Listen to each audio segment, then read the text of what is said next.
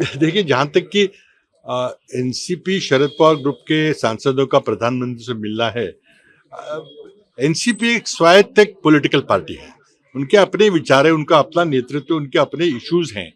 तो अगर वो देश के प्रधानमंत्री से मिले तो उसमें कोई इसमें कहने की या सोचने की बात नहीं है। उन्होंने कहा है प्रकट रूप से कि वो अपने कॉन्स्टिट्यूंसी इश्यूज को लेकर मिले थे।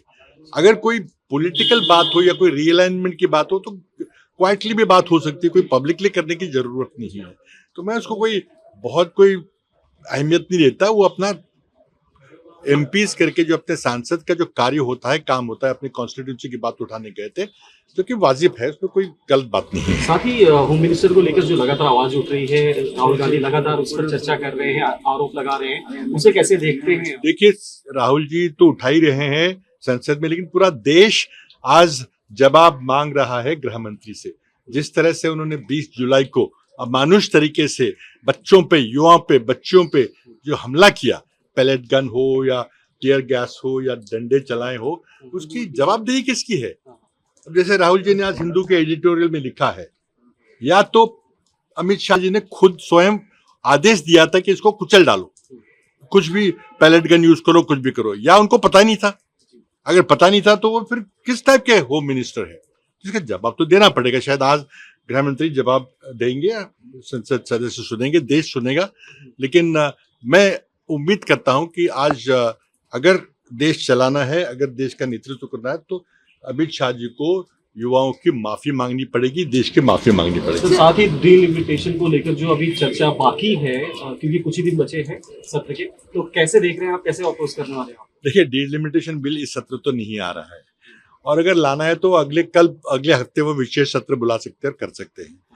देखिए, डिलिमिटेशन करना संविधान में हमारे लिखा हुआ है कि हर 10 साल में जैसे ही सेंसस होगा उसके बाद परिसीमन होगा।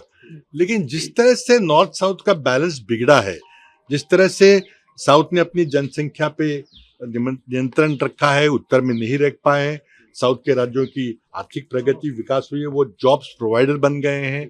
तो इसके चलते अगर हम जनसंख्या का आधार लेकर फिर से परिसीमन करेंगे तो दक्षिण के राज्यों पर बहुत घोर अन्याय होगा।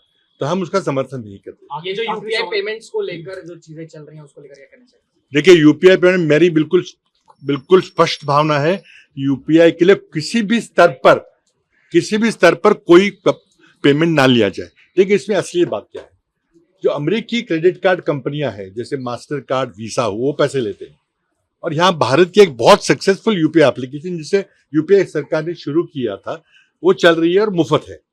तो उनको एक बहुत बड़ा स्पर्धा का, कंपटीशन का सामना करना पड़ रहा है, और अमेरिका से दबाव आ रहा है कि आप भी इस पे पैसे चार्ज करो ताकि हमारी जो कंपनियां हैं वो बच सके। तो मैं इसका पुरजोर तरीके से विरोध करता हूं। जो निर्मला सीतारमण जी कहा है कि सामान्य नागरिक को पैसे देने नहीं पड़ेंगे, बिल्कुल गलत बात है। अगर मर्चेंट पैसे देगा, इंडिया मर्चेंट डिस्काउंट रेट देगा, तो उसका वो पास ऑन करेगा आम आदमी पे। तो हम इसका बिल्कुल पुरजोर तरीके से विरोध करते हैं। सर, वंदे मातरम को लेकर जो बिल पास हुआ है, पहली बार स्वतंत्रता दिवस पर पहली बार वंदे मातरम लाल किले पर गाया जाएगा, क्या कहना चाहिए? देखिए, ठीक है, सरकार उसको अहमियत देती है। इतने सारे इश्यूज पड़े हैं, बच्चों के शिक्षा के विषय है, परीक्षा के विषय है, किसानों की आत्महत्या के विषय, उसको छोड़ के इनको अगर प्राथमिकता वंदे मातरम को देनी है तो ठीक है, सरकार है, चुनी हुई सरकार दे सकते हैं। वंदे मातरम भी हमारे लिए एक पवित्र गीत है, लेकिन जनगण मन की अपनी जगह है, और बाकी कोई भी राष्ट्रगीत हो, कोई जैसे आजाद हिंद सेना के कई गीत थे, वो भी हमारे लिए अहम है।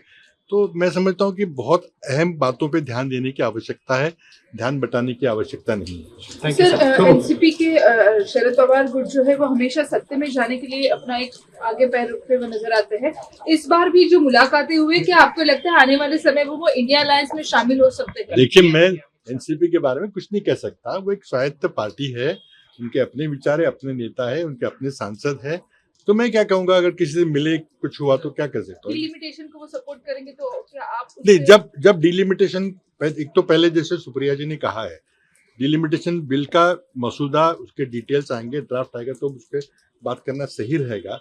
लेकिन जो सरकार की मंशा दिख रही है कि वो नया सेंसस लेके फेडरल बैलेंस को बिगाड़ना चाहती है, उसको हम कतई उसका समर्थन नहीं कर सकते। और हम गुजारिश एनसीपी में करेंगे, आप भी मत करें।